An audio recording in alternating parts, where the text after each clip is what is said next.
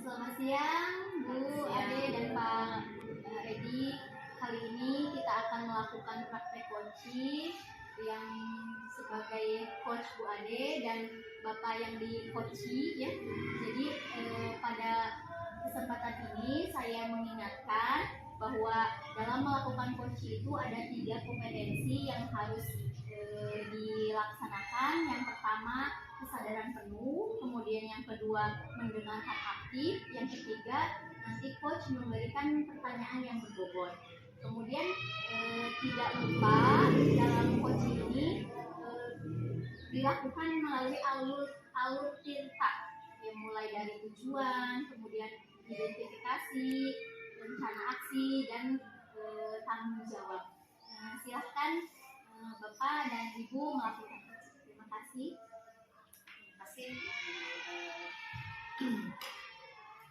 Assalamualaikum warahmatullahi wabarakatuh. Waalaikumsalam warahmatullahi wabarakatuh. Gimana nih Pak? Apa kabarnya hari ini? Alhamdulillah sehat Ibu. Baik-baik aja Pak ya di sekolah ya Pak? Baik-baik saja. Sebelum kita mulai, saya mau tanya nih Pak, kira-kira kita mau ngobrol berapa lama nih? Ngobrolnya sebebas aja ya Bu. Setelah kita kalau bisa ya tidak terbatas waktu atau kalau menurut misalnya besar itulah waktu Pak, nanti kita kondisikan aja sesuai dengan kebutuhannya Pak ya. Betul. Nah ini saya mau tanya lagi, kira-kira apa yang akan kita bicarakan hari ini Pak? Yang kita bicarakan hari ini adalah masih sekitar profesi kita sebagai guru. Mungkin yang akan saya bicarakan hari ini adalah tentang kedisiplinan anak, karena hari-hari ini atau minggu ini banyak sekali para siswa yang melakukan pelanggaran, baik itu pelanggaran tentang datang terlambat, kemudian berantem, saling ledek, itu yang akhir-akhir ini terjadi di sekolah saya. Iya, jadi bisa saya konfirmasi ya Pak, kita mau ngobrol tentang kedisiplinan, terutama anak didik kita ya Pak. Soalnya memang biasanya di sekolah hampir sama itu permasalahan itu tentang kedisiplinan ya Pak, apakah itu kebiasaan baik yang belum terbentuk atau pelanggaran-pelanggaran murid ya Pak. Nah kemudian kira-kira tujuannya apa dari pembicaraan kita ini? Tujuan dari pembicaraan kita kali ini adalah sebagaimana ini ya biasanya kita itu bagaimana cara atau solusinya ketika di sekolah kita atau di kelas kita ada beberapa orang yang melanggar tata tertib sekolah, yang melanggar kedisiplinan sekolah, atau yang tidak patuh terhadap aturan-aturan sekolah gitu. Pada intinya mungkin kita sharing aja ya Pak ya, menemukan solusi bersama-sama. Iya. Nah kemudian setelah sharing, kira-kira apa yang ingin dicapai dari pembicaraan? Tentunya program yang ingin dicapai oleh saya, oleh guru-guru di sekolah saya itu kira-kira sekolah itu anak itu mendapat suatu kenyamanan dalam proses belajar. Nah, kalau situasi tidak nyaman dalam pembelajaran, tentu anak tidak akan dapat menerima ilmu atau belajar apa yang diberikan oleh guru. Jadi kenyamanan dalam belajar. Sekali ya Pak, ini salah satu tujuan dari pendidikan berpihak pada murid juga antaranya menciptakan suasana yang nyaman ya Pak, bisa belajar dengan baik. Nah tadi kan Bapak sudah menyatakan bahwa tujuannya kita untuk sharing mencari solusi. Nah kira-kira Bapak punya ide nggak bagaimana untuk menangani masalah kedisiplinan anak? Ada ide nggak kira-kira yang ini bisa dilaksanakan nih gitu? Ide saya untuk kedepannya kita untuk menemukan kesadaran anak ini kita bikin di kelas itu ya kesepakatan kelas ya.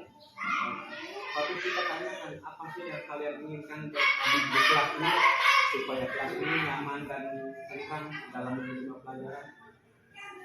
Itu yang saya lakukan pertama adalah membuat kesepakatan kelas dulu. Kira-kira apa sih yang diinginkan mereka. Dan untuk kedepannya ya kita berusaha bekerjasama dengan kepala sekolah, dengan guru-guru, orang tua dan instansi terkait dan yang ada secara lingkungan sekolah itu. Bagus sekali itu Pak, memang yang lebih penting itu menanamkan kesadaran dari diri mereka sendiri ya Pak. Kan sama kita juga sebagai guru tentu harus menanamkan kesadaran pada diri kita terlebih dahulu. Nah, dari ide yang tadi, langkah pertama yang akan Bapak laksanakan, kemudian ya, langkah selanjutnya yang berkolaborasi nih, kira-kira sekarang jika di skala angka 1 sampai 10, langkah Bapak sudah untuk menuju mencapai tujuan sudah di angka berapa Pak kira-kira? Kalau kira-kira ya walaupun gurunya ada masalah tata tertib sekolah, mungkin skalanya ada yang 6 ya, mungkin masih memprihatinkan lah, karena untuk mencapai angka 10 itu mencapai kesimpulan itu memang tidak mudah, karena kita itu mengurus anak manusia yang begitu banyak pikiran, begitu banyak keinginan yang harus kita menunjukkan tampung, karena mereka itu memiliki kebutuhan yang berbeda-beda dari sekian iya ya, dan sekali begitu. Itu sudah bagus ya Pak, dan saya yakin kita akan terus berusaha untuk meningkatkannya. Harus yakin gitu ya. Iya. Kemudian kira-kira untuk mencapai tujuan tersebut dengan ide-ide yang sudah Bapak kemukakan, kira-kira ada nggak kekuatan pendorong yang merupakan daya dukung yang sudah Bapak punyai atau anak-anak punyai di sekolah untuk mencapai tujuan tersebut?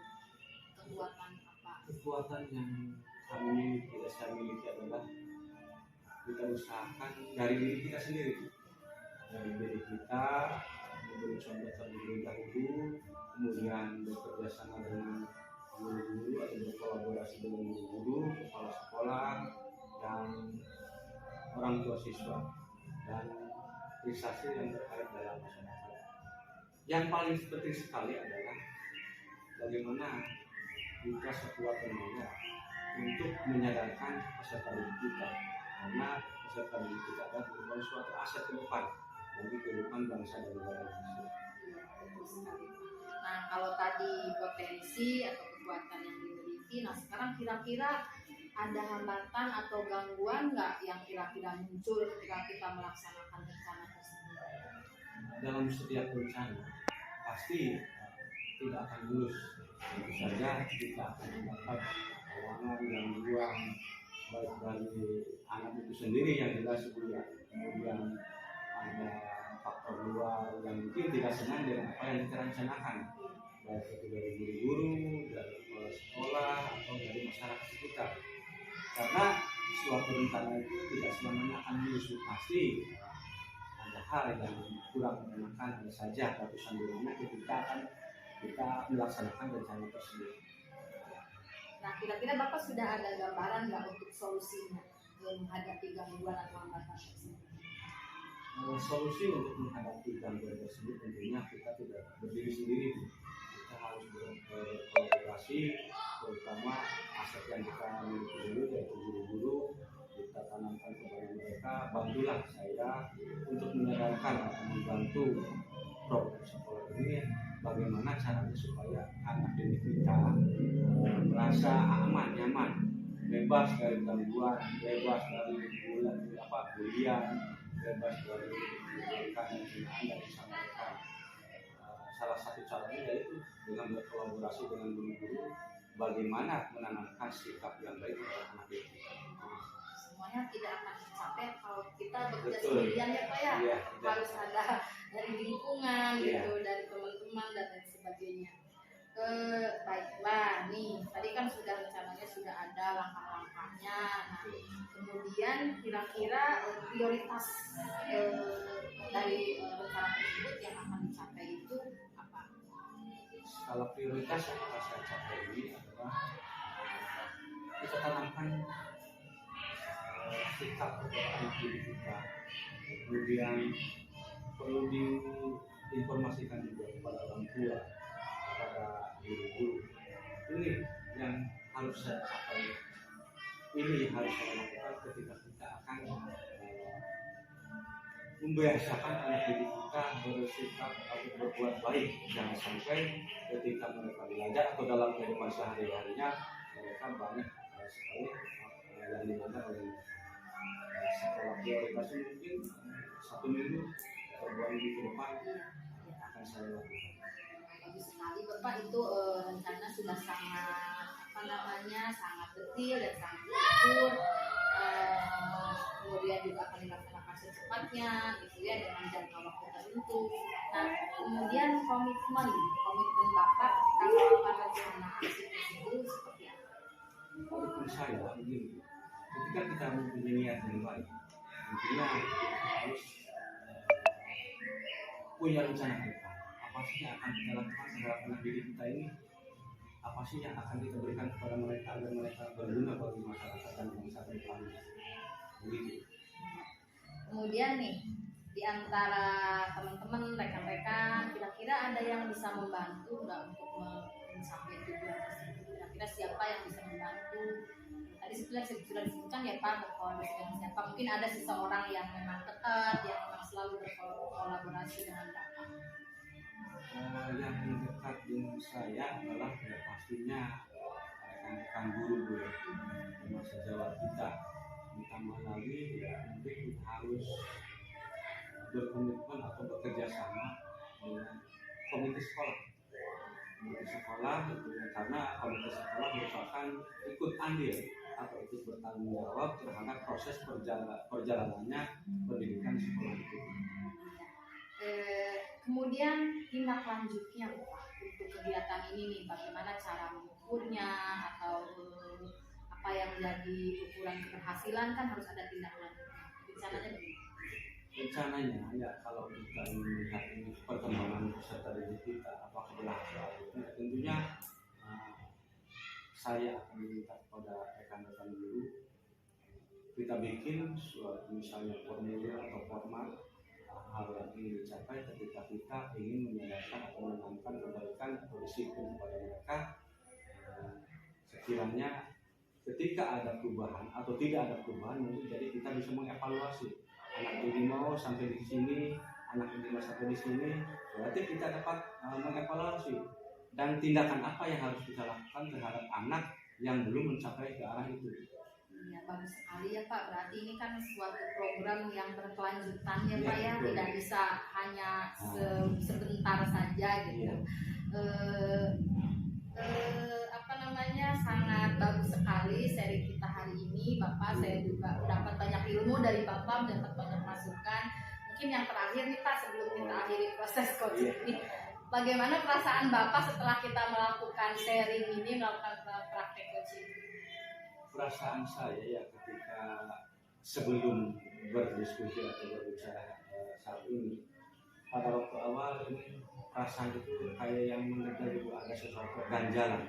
Mungkin ini kemana saya berbicara kepada siapa saya harus mengaku. Mungkin sekarang dengan adanya diskusi pembicaraan kita, alhamdulillah dengan adanya diskusi ini, sharing ini, permasalahan yang saya pendam ini, yang saya rasakan ini, alhamdulillah sekarang sudah bebas, ada pencerahan. Mungkin kalau sudah berdiskusi ini saya sudah planning, punya rencana ke depan.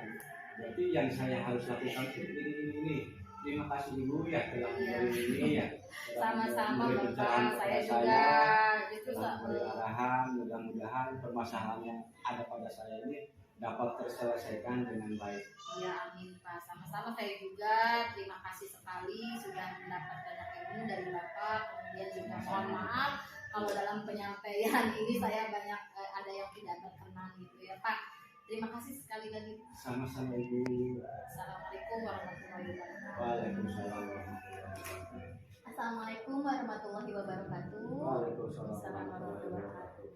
Bapak dan Ibu, saya selaku observer mohon izin untuk memberikan umpan balik setelah mempraktekkan coaching tadi ya. Sangat luar biasa Bapak, kegiatan coaching ini berjalan dengan lancar dan baik, alokasi waktunya pun sudah sesuai. Kemudian perlu diketahui bersama selaku observer, kegiatan yang telah dilaksanakan dimulai tadi menanyakan kabar, kemudian alur tirtanya juga terlaksana dengan baik ya. Jadi ada kompetensi yang disampaikan atau dikembangkan oleh coach ini. Yang pertama, coach menjelaskan tujuan melaksanakan coachingnya. Kemudian coach menjelaskan secara rinci permasalahan dari sudut pandang. Kemudian coach menemukan ide dan solusi untuk mengatasi permasalahannya. Kemudian coach termotivasi untuk segera mengimplementasikan rencana aksinya ya. Nah, pengamatan yang selanjutnya yaitu kegiatan coachingnya sudah bagus, komunikatif. Jadi Bu Ade sebagai coach memberikan pertanyaan, menggali coachingnya sudah baik. Kemudian percakapan alur tirtanya juga bagus ya, dimulai dari bertanya tujuan yang berbobot, kemudian mampu mengidentifikasi masalahnya, kemudian yang ketiga bertanya tentang rencana aksi, dan untuk pertanyaan berbobot tanggung jawabnya pun berhasil ya disampaikan.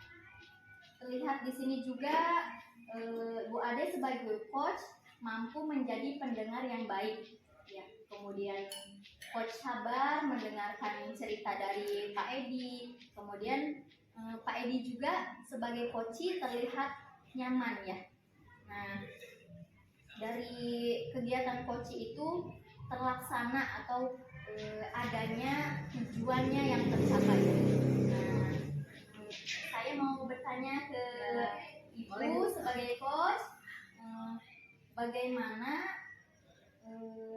menurut Ibu, apakah tadi coach yang dilakukan Ibu itu sudah tersampaikan dengan menggali idenya lebih bagus lagi gitu? Terima kasih atas kesempatannya Bu. Menurut saya tadi proses coaching sudah berjalan dengan baik. Terlepas dari bagus tidaknya mungkin ya, kami hanya mencoba menjalankan, terutama saya gitu ya, mudah-mudahan semua alur ceritanya sudah bisa dilaksanakan gitu sesuai dengan alurnya.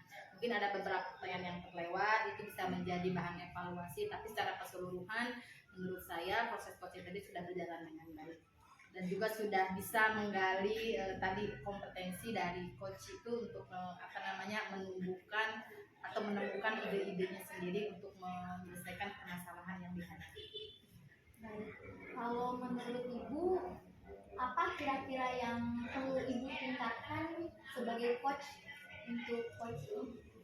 Mungkin hampir sama, yang paling mendasar adalah presence ya, kehadiran penuh, karena kadang-kadang kita ketika ada gangguan suasana lingkungan suka teralihkan, mungkin ya saya harus lebih fokus lagi menangkap kata kunci yang disampaikan oleh coach sehingga kita tidak kehilangan arah atau pembicaraannya tidak melantur kemana-mana. Pertama itu mungkin kehadiran penuh yang harus saya tingkat. Yang kedua itu adalah untuk menggali pertanyaan yang berbobot gitu ya, mungkin tadi belum maksimal ya Pak Edi, saya mungkin belum menanyakan secara rinci tentang rencana aksi dan lain sebagainya. Jadi nanti saya harus lebih belajar lagi bagaimana cara menyampaikan pertanyaan yang berbobot sehingga semua permasalahan itu tuntas ketika proses coaching. Kemudian apakah yang menjadi atau gangguan atau hambatan ketika melakukan coaching tadi? Kalau dirasa tidak ada yang ini ya Pak ya, tidak ada mungkin ya, kalau tidak ada yang berarti ya, bagaimana ada hambatan untuk memberikan ide atau menjawab pertanyaan-pertanyaan dari coach? Kebetulan untuk halaman tidak ada ya, dan kita berusaha fokus terhadap penyelesaian ini sehingga berjalan dengan lancar.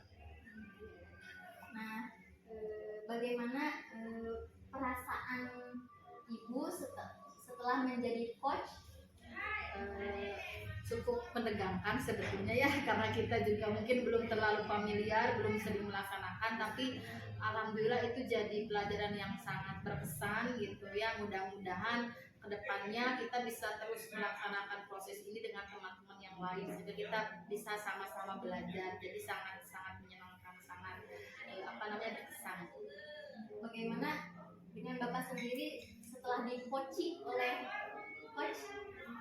Setelah di coach oleh ibu, alhamdulillah perasaan saya merasa senang. Beban yang ada selama ini menjadi unek-unek saya, alhamdulillah sudah diplong ya. Karena suatu masalah tanpa didiskusikan dengan orang lain, saya kira itu menjadi sebuah masalah. Karena masalah itu perlu dipecahkan. Ya, mungkin hanya itu yang bisa saya sampaikan sebagai observer. Kurang dan lebihnya saya mohon maaf. Semoga kita bisa menggali dan belajar terus menerus